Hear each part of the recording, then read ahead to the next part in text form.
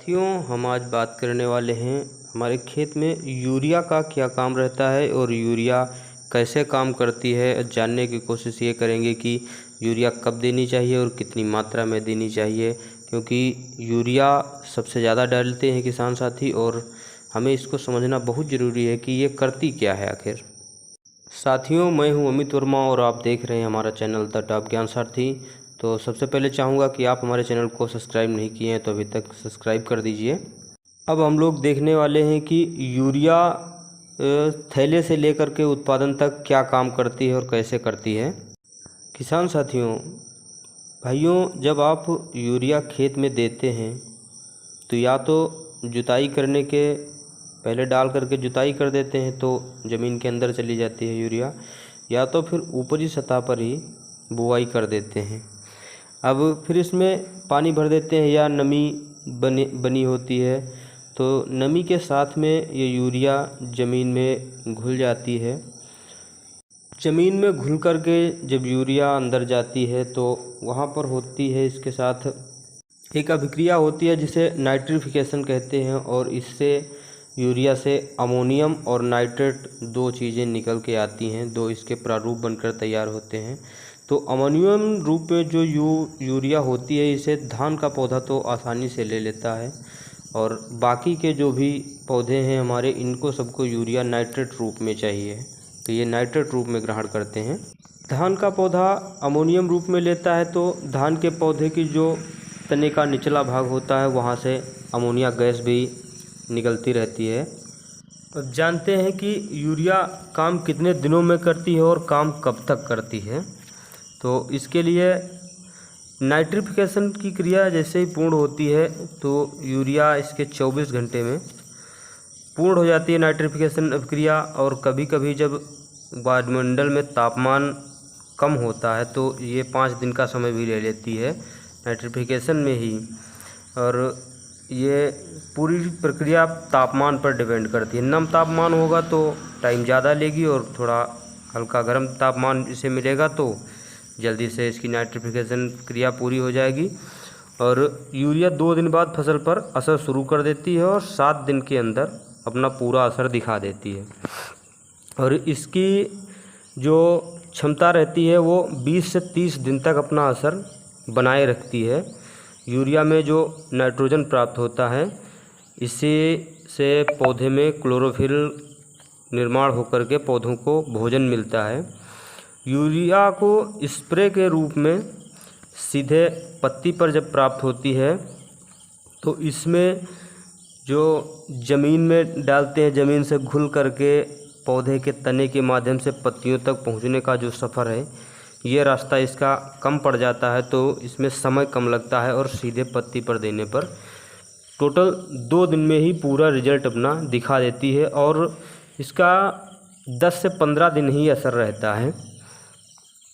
किसान साथियों, ध्यान दें कि जब भी आप यूरिया खेत में देते हैं तो ज़्यादातर यूरिया ऊपरी सतह पर ही रह जाती है, जिससे कि 50% यूरिया हमारी बेकार हो जाती है। या तो वाष्पीकृत होकर के वायुमंडल में वापस मिल जाती है, या फिर पानी भर देते हैं जब किसान साथी तो निछालन की क्रिया द्वारा ये ज़मीन के काफ़ी निचले सिरे सतह पर पहुंच जाती है, जहां पर इसका पौधे उपयोग नहीं कर पाते हैं।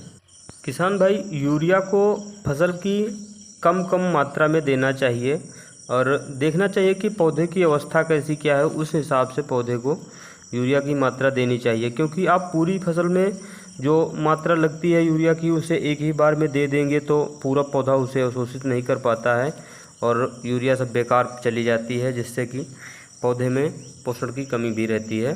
क्योंकि पौधे को जितना चाहिए उतना ही लेगा, मगर वो एक बार में क्षमता से अधिक नहीं ले सकता है। तो आप लोग कोशिश करिए कि इसे थोड़े थोड़े दिन के अंतराल पर देते रहिए। इसे एक सामान्य प्रक्रिया के द्वारा समझ लेते हैं कि जैसे कि जो भी फसलें हमारी 4 से 5 महीने में पक कर के तैयार होती हैं, उनमें यूरिया की मात्रा 2 बार में दें। एक बार आप लोग बुआई के समय दे दें और फिर इसे बढ़वार के समय में दें, क्योंकि बुआई के समय और बढ़वार के समय ही यूरिया को पौधों को ज़रूरत है यूरिया की, क्योंकि बढ़वार के लिए मुख्य रूप से ज़रूरत है और इसको हमें पकने की अवस्था में या जमाव की अवस्था में ज़्यादा उपयोग नहीं है, बढ़वार के लिए इसे आवश्यकता ज़्यादा रहती है।